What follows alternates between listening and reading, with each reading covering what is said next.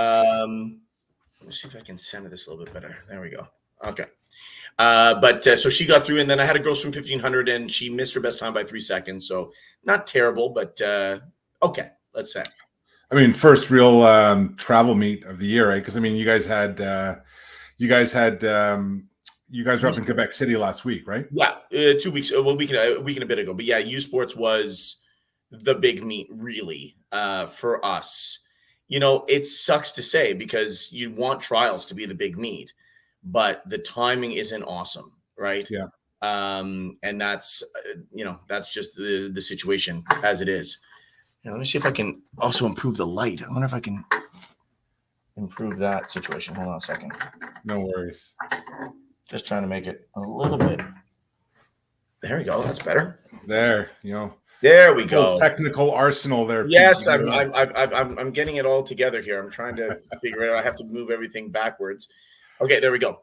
Yeah, so it was good session, and the other girl swims, the flyer swims again on Friday, and then I head home. So nothing major, but yeah, definitely the big focus of the year from a team perspective was getting everyone ready for U Sports and getting to U Sports and getting through U Sports. And, the fact that we were able to do that was huge. That's awesome. Yeah. So I want to capture a lot of what you're talking about in the upcoming minutes here. So what I'm going to do is I'm going to play a quick intro video, and then let's just dive into it. Sure. All right, here we go. Today's guest is joining us from Victoria, BC. Peter Carpenter is currently the head coach of the McGill University swim team, formerly the head coach of the Pointe Claire Swim Club, a Canadian swimming institution. Now, Peter's had success at multiple levels, every level, I would say, from age group, domestic, international, all the way up to the International Paralympics, where he most recently coached multiple Paralympic gold medalists. The one thing that's been consistent with Peter throughout his career is how he impacts those around him. Regardless of the situation and how difficult or dire it may be perceived to be, Peter's got a skill set that's just going to bring you through it. You can call it optimism. You could call it good emotional intelligence, whatever you want to call it. And that skill set has been the thing that's turned the flywheel for every program that he's been involved in. He's built programs that have been sustainable and people have enjoyed being a part of. And today we're talking to Peter about that. So check it out, because chances are you're going to find a great piece of information, a great tip, a nugget that you can take back to your company, your family, your team to make things better for you. Here we go. This episode is being produced by the Ocean Junction Podcast Network. It's sponsored by OceanJunction.com. They have what you need for swimming in the pool, lake, and ocean. All right, so let's jump back into it there, Pete. Nice. So where I wanted to start, and you heard me mention in the intro the concept of the flywheel, and I want to spend some time really describing that and getting into that, but I want to set the stage a little bit. So for those that don't know you the way that I know you, talk to me about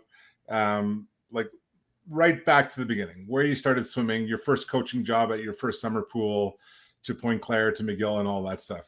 Take us through it. Okay, so I'll be quick. Learned to swim in a lake in the Laurentians. Mom got me involved at Pointe Claire because I was hyperactive. And I remember the day she brought me in to see George Gate at Pointe Claire. The season had already started, but she was like, I got to do something here. And she got me in the door. He did a tryout, gave me a spot on the team. I was 7 years old. So I'm at Pointe Claire for 10 years. Dealt with shoulder problems at the end, so I was quit quite early, but got involved in coaching right away. Coaching came about. I was working at Cedar Park Pool, was my first summer pool job. I had worked up at the Laurentian at the lake in the Laurentians, but my first summer pool job was at Cedar Park in Pointe Claire. Remember the day that George Gate, and Gary Malcolm came to the pool, and basically we're just standing outside the fence watching me coach, which was a little bit unnerving. And then at the end of the practice, George called me over and said, I want to have a meeting with you. So he called me in. I went to go see him the next week. He offered me a job. I was 18, and the rest is history. So basically just worked my way up through the ranks of Pointe Claire. Started with the 10 and unders, was the head age group coach by the time I was 23. And at that point, I was still in university, but I knew that coaching was was my future. It was what I wanted to do. I finished my degree in geography at Concordia, and then obviously invested all of my energies into coaching at that point. Was full time the rest of the way through. Became senior coach along with Bill Gate as the head coach when I was 30. And then 4 years later, I guess, took over the head coaching job. No, not even four, less than that, maybe 27 and then 30. I think I took over the head coaching job. I was pretty young because I'm now 48 and I was Point Claire head coach for 4 years and now 13 years at McGill. So it's been a journey for sure. Time flies. Yeah. That's pretty awesome. So George Gate, and keeping in mind, for people that might not know and know the Point Claire story and so on and so forth, what was it like, or what did you know about George Gate before he came to talk to you? Did you know who he was and the impact that he had made? Oh, for sure. Because as a swimmer, he was so ever present, right? So growing up in the program, even though he wasn't coaching anymore, you knew who he was. You knew he was the coach's coach. I was a bit of a swim nerd, so I knew about the legacy and all that. So I knew all about that already. But to be frank, I had not thought about coaching as a career up until that point. I liked it. But it was just something that I was doing for fun. I think at the time I was probably still thinking maybe going towards teaching, maybe, something in geographic research, meteorology, or whatever. I was, but coaching wasn't necessarily something I was thinking about. But he was one that lit the spark. He was the one that gave me the opportunity. And so, I knew of all of the great coaches that had come out of Point Claire, from the Johnson brothers, obviously, who are still active, through my mentor, Russ Franklin, and then, got my opportunity basically. And I'm so thankful to have been there at that time. Had good people around me too, by the way. Yeah. It was, it's a really special place. And I don't know that, if you weren't there during that era, and I haven't been back there in a long time. Still doing good. They've got a great program going still. Yeah. Yeah. So it's a really special place when it comes to that, because there's not many places where you see, the commitment from, all sides, administrative, financial, the community, the parents, the kids, and so on and so forth. But the West Island really has something unique with that summer pool system that just feeds it. And it's hard to describe that to people and have them really understand the magnitude and the impact that it has on swimming there. But geez, it's completely unique. It is completely unique. There is nothing like it anywhere that I know of in the world. Truly, to have 40 some odd summer pools that all have swim teams of 50 to 100 kids in that small an area. Yeah, it's unheard of. It's just so much fun. That's the thing for kids at that age. That's really what you want from them, right? So, anyway, so pushing on. When I thought about this episode and where I wanted to take it and where I wanted to go with it and stuff like that, I was able, this was an easier episode to prepare for because I've known you as long as I've known you. But the one thing that stood out across every interaction that we've had, friendly, the arguments we may have had now and then, and so on and so forth, which were certainly weren't many of those, but no, but they were always for the right reasons. Yes. I think that you're not always going to see eye to eye, but I think that talking it through and communicating and learning and listening, those things are key. Well, 100%. And the one thing that I if we were all wiped out today, and the last thought that I would have in my mind, and I'm hypothetically, because of course if we were all wiped out today, I'm not sure that I would think of Peter Carpenter first. I might think of my kids first. I would hope so. But in that hypothetical scenario, it's just this ability to regardless of the situation, just find a way to work through it, right? And regardless of where you start from, in every situation, and this is my observation, you build momentum, and that momentum leads you towards success, whatever that is for the individuals that you work with. Mm. So based on how I frame that, I mean, where, like, is that naturally you? Is that something that you've learned? And, you know, talk to me about the ability to really show that level of patience within a situation and work one-on-one with kids the way you do. Yeah, it's a good one. I mean, I think that I really am quite an optimistic person. I think that does come naturally to me. And I think I had a great upbringing. I was I never wanted for anything in my life, and so I was lucky in that sense. Was afforded lots of opportunities, whether it was swimming or going to good schools, and never had a hard time making friends. So these were all things that sort of made life easy and made it easy to be optimistic. I thought about this, obviously, our conversation, leading into it as well, and kind of things that I would want to say. And, I know that based on the conversation we had a couple months ago when we first talked about doing this, um, you know, when I was at Point Claire, in our time working together, uh, you know, communication and collaboration, I think, really comes down to being big, big keys. And so, when in the club scenario, we had that triangle of coach, parent, and athlete, and making sure that you're doing a good job of communicating in all directions. So the coach is communicating with the parent, the coach is communicating with the kid, and you need to know that the parent is saying the right things to the kid, and so that triangle is working well and is in good working order. So that communication and the collaboration and making sure that everyone's on the same page moving forward is good. And now, and I think that was always, I think back to the time at Point Claire, and we spent a lot of time, coaching parents as much as we did coaching kids, right? It was important to help the parents see the big picture and see what the direction is, what the plan is, where we're going. um, I think that's often forgotten. I mean, I think it really is an important skill, and it's not to say that um, you're going to need to uh, bring things down to a level that other people are comfortable with. It's about elevating everybody and bringing everyone to a common goal and a common belief moving forward. Now, since I moved to McGill, which is, unbelievable that, almost half my career now has been at McGill. The parents got taken out of it. I started being able to work a little bit more with the team. I'd have a sports psychologist, and we have a strength and conditioning coach, and we have a team therapist and stuff like that. And so, working with an IST team, but we had that, in different forms at Point Claire as well. But now it's really dealing just with the athlete. The parents are sort of taken out of it. I do, communicate with parents from time to time, but it's not frequent at all compared to what was happening at Point Claire.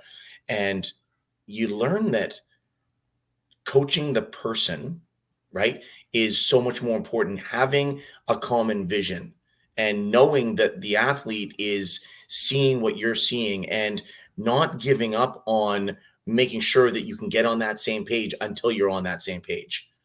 It's so important because, at the end of the day, swimming's not an easy sport, right? And if an athlete's not enjoying it, I mean, I think back to, if I go back 15 years, 20 years, and the person that I was at the time, I could think of myself as probably being someone who would have tried to convince people to swim. Oh no, you got to do it. You got to push through. Whoops, that's unfortunate. That's okay. That you have to sort of push through and get to the other side, and it'll all be better. Now I find myself, if I have an athlete who's an adult, who's a university student, who's got so many things going on in their life, if they've gone to the point where they say, I don't think I want to do it anymore, I find myself being very capable of saying, well, then maybe it's time. Maybe it's time to phase swimming out and find a way to find happiness. And I know that I wouldn't have done that 15 years ago. I would have been like, oh, come on, go, go, go. And that would have been the ultra competitive side of me. And it's, not that I'm not competitive anymore. I think I'm just as competitive as I used to be, but I think I've found a different way to bring people together, and to bring, common ideals together. And that's something that we've definitely worked on at McGill. So there's a couple of points I wanted you to unpack there. So you talked basically, so bring it back to what you said about coaching the person. Mm-hmm. So unpack that for me, and what does that include and what does that exclude? Well, I can tell you that it excludes do it just cause, like just because I said so. Um, you're always going to have athletes that are going to be really amenable and that will do everything that they're told. And sometimes that's great, but sometimes it's not. Like sometimes it's not wonderful to have an athlete that's just a robot that's going to do what they're told. It's nice to have athletes with personality. It's nice to have people who have thought about swimming enough to know what works, to know what they need, and to know what they want. And so coaching the person to me is very much a holistic approach. I don't look at my role coaching the swimmers at McGill as what is going on in the pool. That is only a portion of what we do. I spend probably more time talking to athletes about life, about classes, about how things are going, than I do about swimming skills. And that's not to say that I'm ignoring that stuff, but there's just so much other stuff going on in this young person's life. And I think that and this might be a particularity to McGill. So many athletes are from away. So many. I would say that on any given year, between 80 and 90% of my athletes are from outside of the Montreal area. So their support networks are not immediately available. And so one of the things that I do find myself reminding the athletes of is that if they need, and I call myself an older adult because they're adults. If you need an older adult, if you need someone to talk to, if you need to bounce ideas off of someone, you need to know that I'm there. And I see that as one of my roles. I see that as an important, part of what I do. And it's that part that I feel I'm working harder and harder and harder on every year.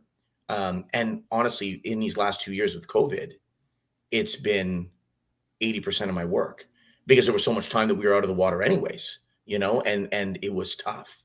It was really, really hard for these kids who, they're all getting towards the end of their swimming careers. 98% of the athletes that I coach at McGill, when they swim their last race at their last U Sports, that's it. That's their last swim of their swimming careers. I can count on one hand in 13 years how many athletes I had that kept going for, well, I mean, a lot of them, maybe more than one hand's worth would have finished that season. But in terms of continuing on to swim the following season, less than 5 in 13 years, right? It's just, it doesn't happen that much. So, that one of the things is realizing that and saying to yourself, when they're done with me, I'm their last coach. They're moving on into the world.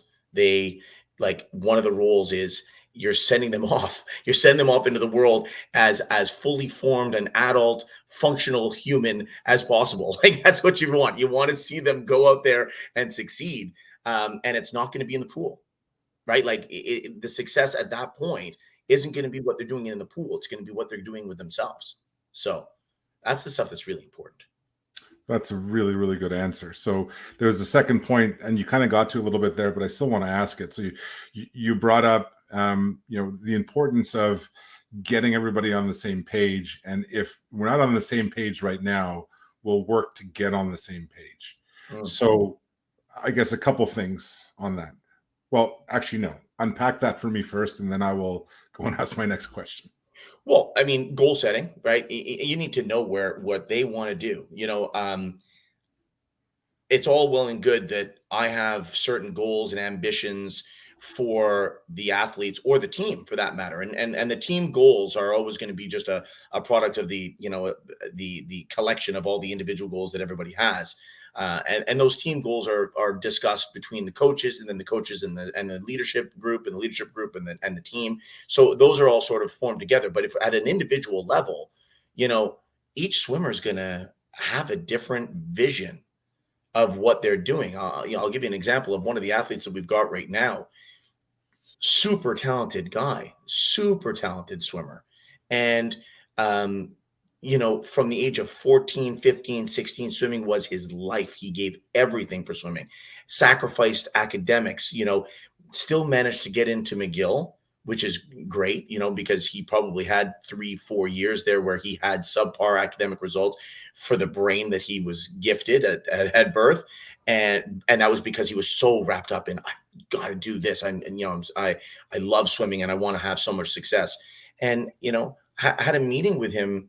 It was probably halfway through the season where there was friction, right? It was, you see something and you see an ability and you're trying to feed that ability, and you have it in the back of your mind that the athlete wants to really succeed, and he does, but success is different for him. So he doesn't want to swim the same events. He used to swim 400 IM, doesn't want to swim it anymore. Wants to focus on the 50, the 100 freestyle, and maybe the 200 IM. That might be an event that we could get to, but not looking to train the same amount. He is killing it academically, absolutely, almost a 4.0 GPA, and heading towards hopefully doing a PhD. And if you had told me that 6 months ago that this guy was going to be doing that well academically and heading towards a PhD, I would have been like, really? Okay. But his focus, his ambition has shifted. And when I understood that that was what he wanted, I can get behind that. Like, that's okay. That's good, because you need to have room for all types. And that's one of the beautiful things about U Sport swimming. I would say, having had athletes that went to the NCAA, there's more room for people like that.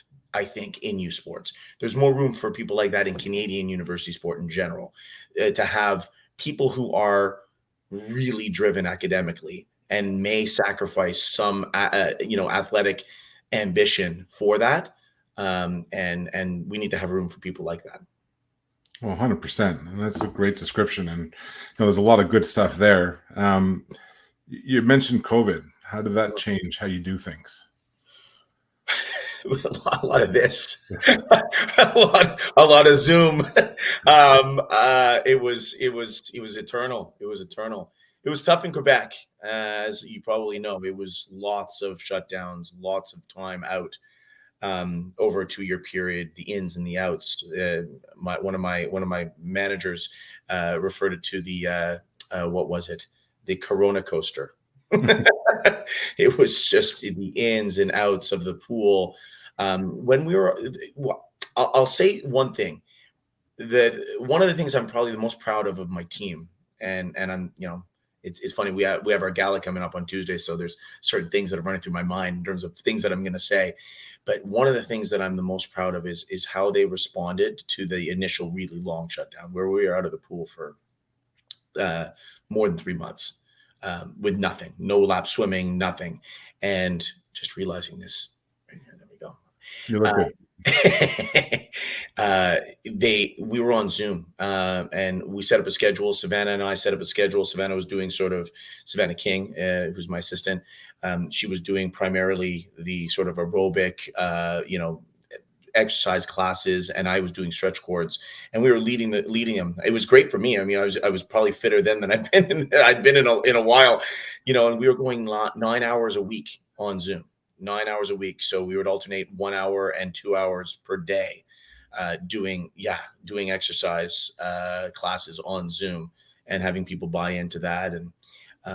And then, when the pools opened back up for lap swimming only, got some pretty good feedback. People getting back in the water saying, what, actually don't feel that bad. Like I feel okay with my strokes, and I feel pretty strong. And so, I was really proud of the buy-in that we had. And that comes back to the leadership group. The leadership group did a really good job, captains and the assistant captains, of just keeping people together and keeping them focused and keeping them believing that listen, we know that things aren't going to be perfect. And, I remember the day that we found out that, for sure that the 2020-21 season was going to be wiped out. Um, and that was a hard day, and then, um, there was a lot of unpacking of emotions at that point because there were people in the group who were done, like that was it. That was going to be their last year. They were graduating, and that was hard, and then, coming into this season, obviously, we knew wasn't going to be perfect. We knew that there was going to, still likely be some ups and downs. Started out okay. We got our first 3 cup meets in, and then hit that other shutdown in December, and then we were out for a while and delayed the restart as with that first wave of Omicron as it came through.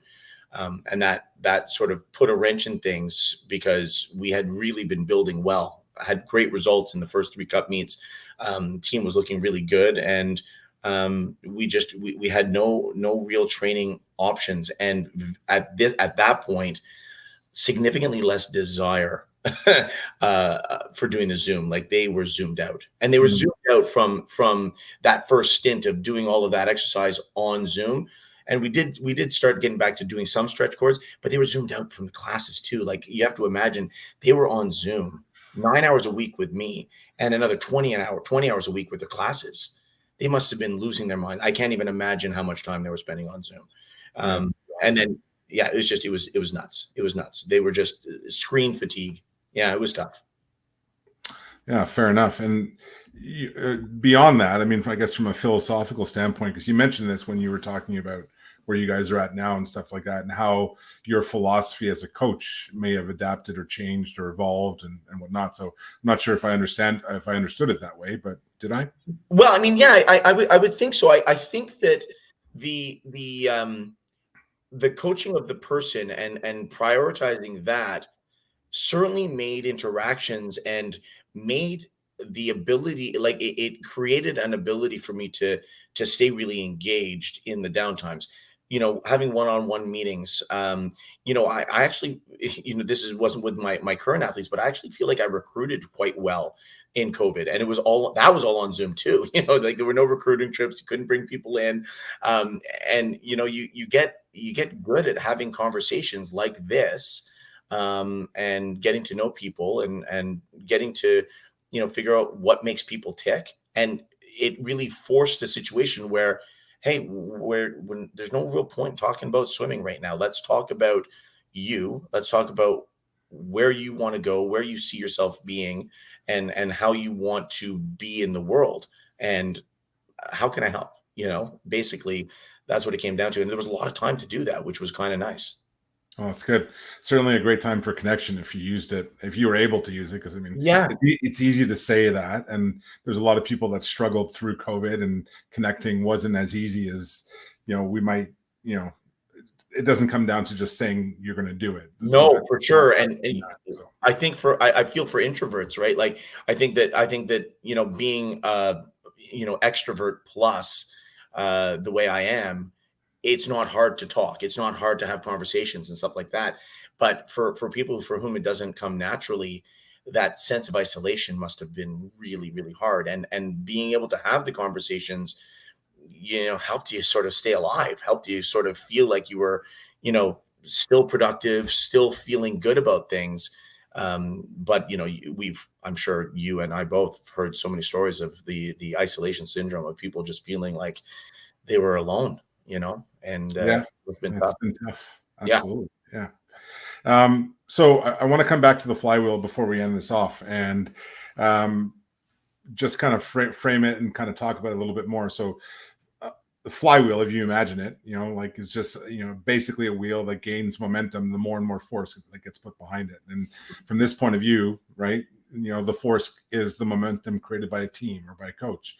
And correct me if I'm wrong here, but earlier in your career, the momentum was all Pete, like your energy and so on and so forth, right? And as you've evolved and gotten older, you've let other people build that momentum with you.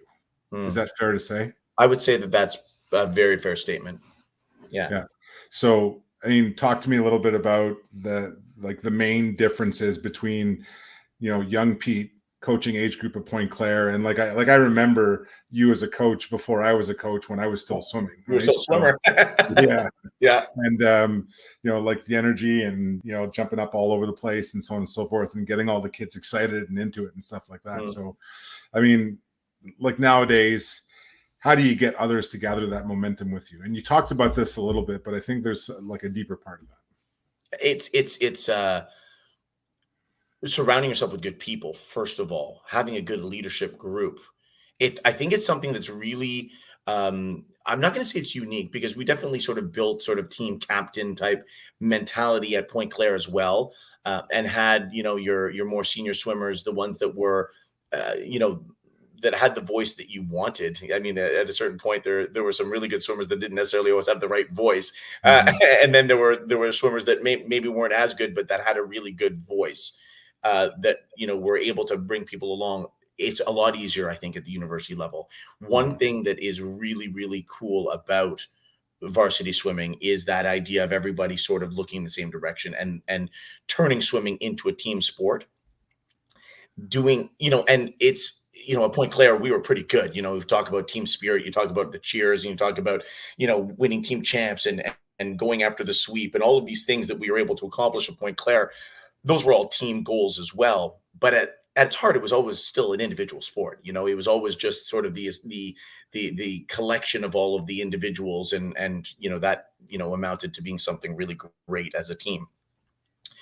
At the university level, it's another level. It's really, you have a vast majority of athletes that are willing to put the goals of the team ahead of their own individual goals.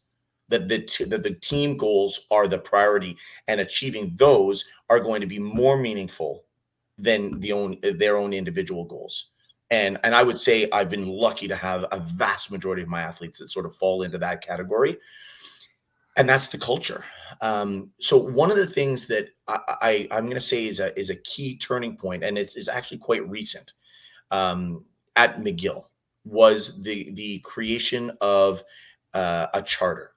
We put a charter together. It's more than a code of conduct. It's really an explanation of who we are, why we're the way we are, how we do things, and it's something that Sorry, is this for the student body in general, or just for the No. This is for the swim team. This is specific to the swim team. This is specific to the swim team, and I really feel so. It came into play in 2019. So for the 2019-2020 season, so basically at the beginning of that year, and that was a real turning point year. Like we had been improving for sure in the 3 or 4 years leading into that. But we were still sort of a distant second at the very least to University of Montreal at that point. Overall, our men were probably competitive. Our women were not really. And then in 2019, 2020, we put this charter together. We had a really good leadership group, and everything changed. We already had a pretty good, look of people sort of everybody looking the same direction, and having everybody sort of having similar views in terms of what the goals are. But it went to a whole other level. And when you can have everybody working in unison, going in the same direction at the same time, it's a beautiful thing. And I really feel that charter got us set off on the right foot. I mean, I think back to the RSCQ championships of that year. We knew that our men had a really good shot at winning, and actually should have won. And we were probably going to do we were probably going to win the combined as well, but it was going to be tight. But our women were a distant second to University of Montreal. And at our RSCQ championship, we had done a good job of, putting people in the right positions in the right events. But at the meet, there were athletes who were literally coming to us with ideas saying, listen, if I sit out this event, I'm going to be able to do this and that, and people positioning themselves. We had athletes just volunteering to sit out what they would have considered a main event because they didn't have a chance to score points, to rest up for an event where they could sneak into a final and score points there. stuff like that, that was just, you wouldn't really think of. And quite frankly, when you're coaching, you want to coach individuals as well. But this thing, you talk about the momentum of the flywheel, it took on a life of its own. They were willing to do anything to achieve these team goals. And that's a beautiful thing in its own right. And I think that when we won the women's banner that year, we beat out Montreal basically on the last relay. They actually had a false start in a 4x2 of all things, Jason. A Oh my 4x2. They had a false start, and that was it. That was the difference. We ended up beating them by 1 point. Wow. And, yeah. So it was, and that to me is a really good example of where things started. And then from there, it's just been, it carried us through COVID. And then coming into this season, it was just, once they could get back to it, it was, it's really snowballing at this point. That's amazing. So I'm not sure what was in the charter, but it sounds like it really had an empowering effect. Oh yeah, I can send it to you. I'll send it to you by email. I actually have a picture of it in my phone. I could send it to you, and it's a really, really nice document. It's posted up in the window at the pool, and we actually took another crack at it this year. And I really tasked the team leaders now, because we were sort of 2 years down the line. I wanted to know, because I wanted to make sure that this thing spoke to the newbies. I want the charter is for everybody. So, the fact that we had 60% of the people in their first year of eligibility, I wanted to know that they knew this document, but that they had input in the document as well. Didn't change. I wanted it to change, but it didn't. So we've stuck with it, and we'll probably take another look at it next year and see, based off of what happened this year, which was even better than 2019, 2020. Are there adjustments that we want to make to that to sort of set us off on another path that's going to be even better? But, at a certain point, it's like, don't mess with success, right? They might not want to change it again. They're going to be like, no, we're good. This is working for us. We're just going to leave it. That's awesome. So one final follow-up on that. So what was the impetus to create that? Like, what drove the creation of the charter? So at the time, Brad Crocker, who had been on the team, was doing his PhD in sports psychology. Calgary kid. What's that?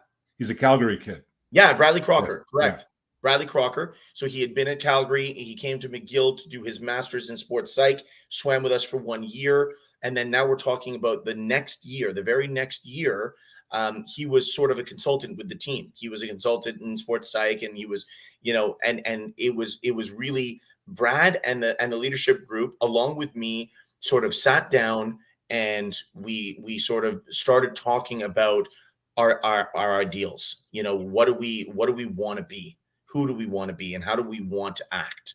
And it started there. And then I let them run with it. And Brad actually coached the leadership. So the leadership group really were the driving force, with the oversight of Brad. Were set off on a task that sort of Brad and I had discussed, and then they ran with it. And it was awesome. Brilliant.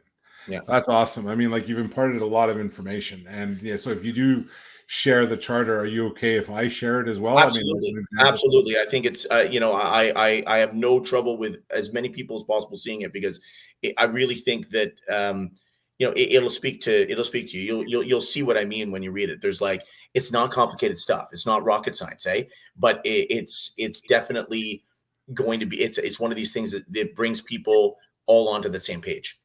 Brilliant. Love it. I'll look forward to seeing it. So, I'll send it right after I get off with you. Cool. A couple of, I guess, jovial questions to kind of finish off with. Go. So, back to, I don't know, 2099, you choose the time. Early Pete coaching, favorite set. Oh my God. Well, the one that I probably gave the most often was, and it's funny because this is at a time when I was moving in this direction. I've sort of taken it to another level now, but at that time, I don't know, probably 3 rounds of 1050s, best average on a minute with 4 100s warm down, something like that. And today, contrasting, Pete, favorite set. Oh my God, there's so many now. I've definitely moved more towards quality. So I would, like, a lot of my sets are based on race speed. Just as a small background, I have less pool time with my athletes than I did with my age group swimmers at Point Claire. It's just with the workload at school and stuff like that. And so one of the main shifts that I've made every year, moving further and further and further down the line of really focusing on race speeds, swimming at race speeds. We do a lot of work at 100 race pace, 200 race pace. There's a 100 race pace set that I really like, where we do rounds of dive 25, push 25, 25 easy, 50 back end speed, and do repeats of that, maybe 8 rounds of that. Get really good results, really high end speed. And it's not a broken 100. It's easier than a broken 100.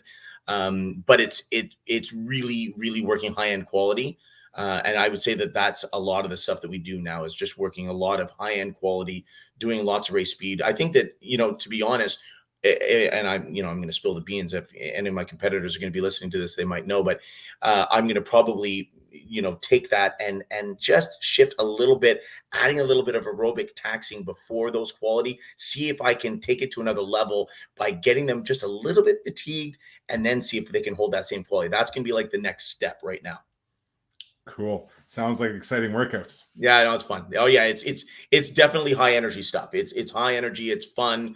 It's hard work for sure. Yeah. I mean, they're I'll still, even with my 100, 200 swimmers, they're still averaging, between 6 and 6.5 a workout. It's not like we're doing 5K workouts every day. They're still getting mileage in, but I tend to do work either at sort of low aerobic technical swimming, or we're going to be at race speed. It's like one or the other. I don't do a ton of threshold stuff.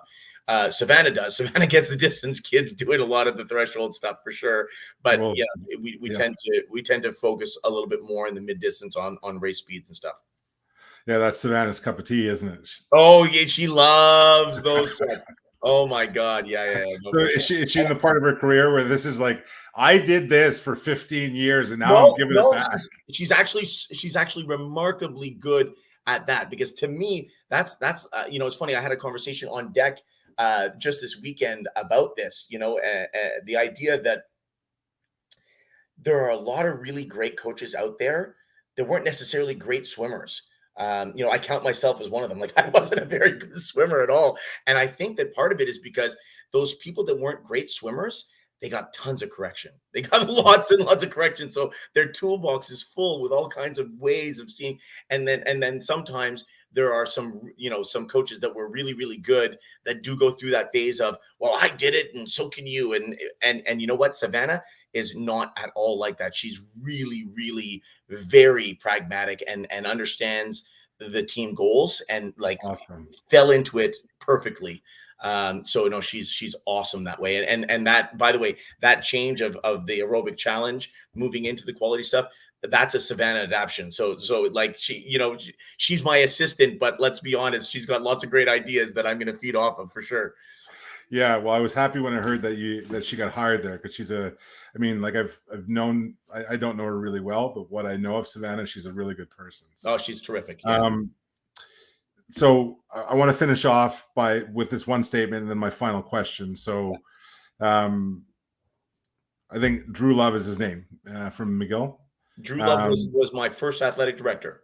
Right. So he brought you on to revitalize and like the entire aquatic program and really put an emphasis on high performance. So, I mean, you've stepped into that role. It seems like you've done a great job. How have you impacted like the direct community around McGill? Are you seeing aquatics and swimming be more present, and is participation increasing because of the work that you're doing there? So obviously I see my role in two lights. From a competitive varsity swimming standpoint, it's gone really, really well. And, I'm really thankful. I loved my time at Point Claire, and it's not like I was ever looking to leave. I mean, you probably remember that time. I wasn't necessarily planning on leaving, and this offer came my way that was sort of one of those things too good to pass up for the family and all that. And I'm very thankful that I took it up, because it's been such a rewarding experience being there.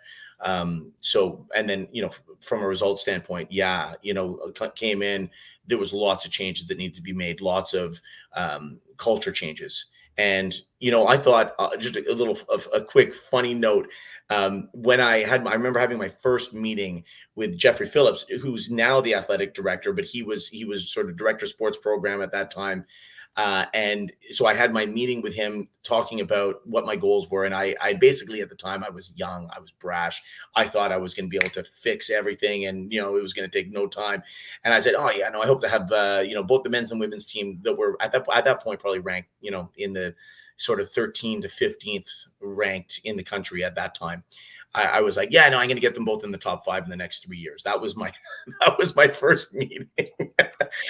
That happened this year for the first time, by the way. So it took me 13 years. It took me 13 years to accomplish that first goal that I thought it was going to take me 3 years. So, but we got there, right? We got there, and that was, that was huge. The greater community, definitely, I do think that there is renewed interest, and I have no idea if it's related to varsity or not. It's really hard to pinpoint. I do definitely have members of the community often coming up to me saying that they're following, that they're really proud of the team, and it's really great that they're doing that. And I'm not even talking about people that are students. I'm saying members of the community at large too coming in.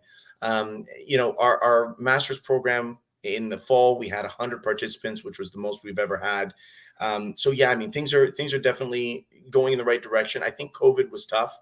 And so it's going to be interesting to see how we can get things back on track starting in the fall, because I think it'll probably be the fall before we really start doing things in whatever the new normal looks like.